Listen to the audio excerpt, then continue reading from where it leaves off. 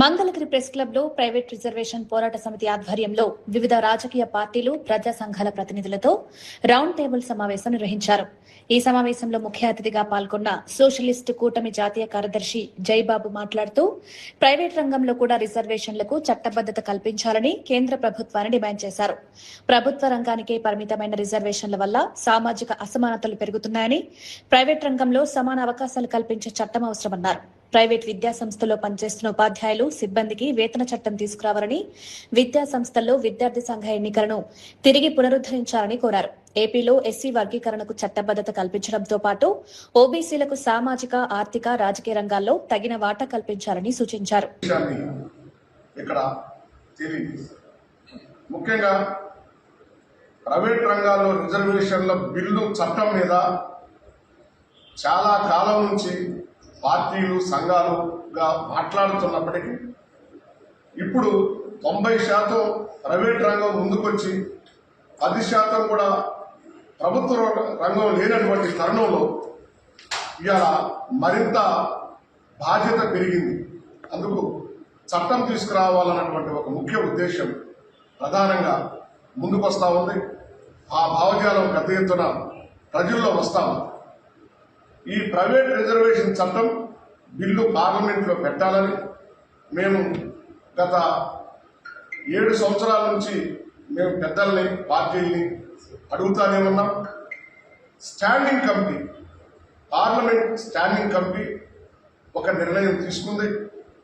Private reservation bill న్యాయమైంది, ఖచ్చితంగా ఈ bill పార్లమెంట్లో పెట్టాల్సిందని చెప్పేసి ఓ పక్కన నిర్ణయం తీసుకుంది. మరో పక్క సుప్రీంకోర్టు అత్యున్నతమైన న్యాయస్థానాలు ప్రైవేటులో కూడా రిజర్వేషన్ ఉండాలని, ఖచ్చితంగా అమలు జరగాల్సిందేనని చెప్తా ఉన్నప్పటికీ ఇప్పుడున్నటువంటి పార్టీలు నిశ్శబ్దతను పాటిస్తా ఉన్నాయి. ఇది సరైనది కాదనేది ప్రైవేట్ రిజర్వేషన్ పోరాట సమితి ముందుకు తీసుకొస్తాము. ముఖ్యంగా ఇక్కడున్నటువంటి వనరులన్నీ, ఇక్కడున్నటువంటి సంపద, వనరులు, బ్యాంకు నుంచి రుణాలు, సౌకర్యాలు, సబ్సిడీలు పొందుతూ మా సొంత డబ్బు, మా ఇష్టం అని చెప్పేసి కార్పొరేట్ పెట్టుబడిదారు వర్గాలంతా కూడా మాట్లాడతారు. ఇక్కడ సొంత డబ్బు అనేది ఎవరిది ఉండదు. సంపద, శ్రమ అందరిది. కాబట్టి సంపద, శ్రమ అందరిదైనప్పుడు ఇది అందరి డబ్బు. కాబట్టి ప్రజాధనంతో ఇవన్నీ నడుపుతున్నప్పుడు ఖచ్చితంగా రిజర్వేషన్ కూడా అమలు చేయాల్సినటువంటి బాధ్యత ఈ దేశంలో కార్పొరేట్ పెట్టుబడిదారు వర్గాల దగ్గర ఉందన్నది మాత్రం చాలా స్పష్టంగా ప్రైవేట్ రిజర్వేషన్ పోరాట సమితి చెప్తాం. ముఖ్యంగా ప్రైవేట్ రిజర్వేషన్ పోరాట సమితి ఈ పరిశ్రమలు, సంస్థలు ఎక్కడైతే నడుస్తున్నాయో అక్కడికి వెళ్ళి ఒక పరిశీలన చేసింది. ఒక సామాజిక వర్గం నుండి ఒకడు ఒక పరిశ్రమ పెడితే ఆ సామాజిక వర్గం వాళ్ళే మొత్తం ఉంటున్నారు అక్కడ, మిగతా వాళ్ళు ఉండట్లేదు, మిగతా కులాలకు అవకాశం రావట్లేదు. ఈ అవకాశాలన్నీ పొందుతున్నప్పుడు ఆ సామాజిక బాధ్యత, అమలు చేయాల్సిన బాధ్యత కార్పొరేట్ పెట్టుబడిదారు వర్గాల దగ్గర ఉందనేది మాత్రం చాలా స్పష్టంగా మేము చెప్పదలుచుకున్నాం. మరో అంశం ఏంటంటే ఇప్పుడున్నటువంటి కార్పొరేట్ పెట్టుబడిదారులంతా కూడా రిజర్వేషన్లు వ్యతిరేకిస్తా ఉన్నారు. ముఖ్యంగా ఈ రిజర్వేషన్లు వల్ల దేశం నాశనం అవుతుందని, ప్రతిభా సామర్థ్యాలు దెబ్బతింటా ఉన్నాయని చెప్పేసి మరో వాదన తీసుకొస్తాము. ఇది సరైనది కూడా కాదనేది మా పరిశీలనలో తేలింది. మా సైట్ నుంచి, ప్రైవేట్ రిజర్వేషన్ పోరాట సమితి సైట్ నుంచి చెప్పదలుచుకుంది ఏంటంటే ఈ ప్రజాధనంతో నడుపుతున్నటువంటి ఈ సంస్థలన్నీ కూడా సామాజిక న్యాయాన్ని పాటించాలి. ఎందుకు పాటించాలంటే సంపద ఒకరి దగ్గరే పెరిగినప్పుడు ఆ నియంతృత్వం పెరుగుతుంది.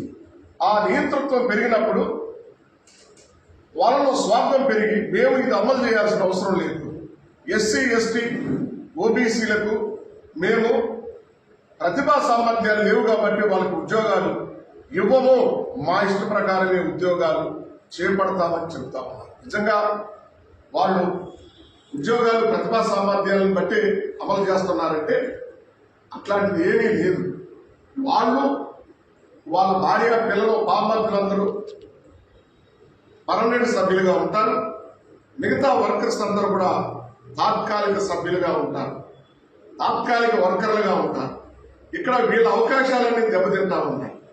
సంపద అందరిది కాబట్టి వాళ్ళు పోగు చేసుకొని వాళ్ళు నియంత్రణలా వ్యవహరిస్తూ ఉన్నారు. అందుకే ఇవాళ అన్ని ప్రైవేట్ రంగాలను కూడా ప్రైవేట్ రిజర్వేషన్ పోరాట సమితి తగ్గుతా ఉంది. ఎందుకు తగ్గుతా ఉంది? ప్రభుత్వ రంగంలో రిజర్వేషన్ ఉండడం వలన చదువుకోవడానికి అవకాశాలు వచ్చింది, ఉద్యోగాలు చేయడానికి అవకాశం వచ్చింది. వ్యాప్తంగా అన్ని విద్యా సంస్థల్లో విద్యార్థి ఎన్నికలు నిర్వహించాలని ఓ ప్రధానమైన డిమాండ్ కూడా ఈ సందర్భంగా ముందుకు తీసుకొస్తా ఉన్నాం. మరో ముఖ్యమైన విషయం ఏంటంటే జార్ఖండ్ రాష్ట్రం రిజర్వేషన్ 75% పెంచి షెడ్యూల్ లైన్ లో చేర్చాలని ఒక ప్రధానమైన పట్టుబడతా ఉంది అక్కడ ఆ రాష్ట్రం. ఇక్కడ కూడా రిజర్వేషన్లు పెంచాల్సిన అవసరం. ఎస్సీ వర్గీకరణకి చట్టబద్ధత కల్పించాలి, అది సమీక్షకు వెళ్లకుండా చూడాలి. బీసీ రిజర్వేషన్లు సామాజిక ఆర్థిక రాజకీయ రంగాల్లో వారెంతో వారి వాటా కూడా అంతే ఉండాలి. ఖచ్చితంగా జనాభా రేషియో ప్రకారం ఇప్పుడు కులగణన జరుగుతుంది కాబట్టి జనాభా రేషియో ప్రకారం రిజర్వేషన్లు పెంచి షెడ్యూల్ లైన్ లో పెట్టాలని ఓ ప్రధానమైన డిమాండ్ కూడా ప్రైవేట్ రిజర్వేషన్ పోరాట సమితి ముందుకు తీసుకొస్తా ఉంది. ఇక సమీక్షకు వెళ్ళడానికి వీల్లేదు. ఈడబ్ల్యూఎస్ రిజర్వేషన్ షెడ్యూల్ లైన్ లో పెట్టడం వల్ల ఖచ్చితంగా అవి అమలు జరుగుతూ ఉంది. ఎస్సీ ఎస్టీ రిజర్వేషన్లు షెడ్యూల్ లైన్ లో పెట్టడం వల్ల అమలు జరుగుతూ ఉన్నాయి. ఇక్కడ బీసీ సామాజిక వర్గాలకి ఎక్కువగా అన్యాయం జరుగుతూ ఉంది. వాళ్ళు వెనుకబడినటువంటి వర్గాలలో ప్రధానంగా వాళ్ళు ఎక్కువ శాతం ఉన్నారు.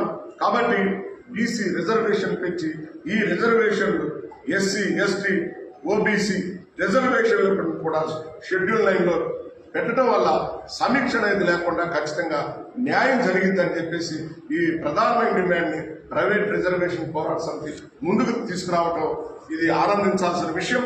దాని మీద మేము పెద్ద ఎత్తున రాష్ట్ర వ్యాప్తంగా అన్ని జిల్లాల్లో ఈ కార్యక్రమాలు తీసుకొని మేము ముందుకెళ్ళడానికి ఈ చట్టం వచ్చే వరకు ప్రజాపక్షంగా ఇటు కమ్యూనిస్టులుగా ఇటు దళిత సంఘాలు కానీ బీసీ సంఘాలు కానీ గిరిజన సంఘాలు కానీ మైనారిటీ సంఘాలు కానీ ఖచ్చితంగా మేమందరం బాధ్యత వహించి ప్రజాపక్షంగా పోరాడతామని ఈ సందర్భంగా తెలియజేస్తాం.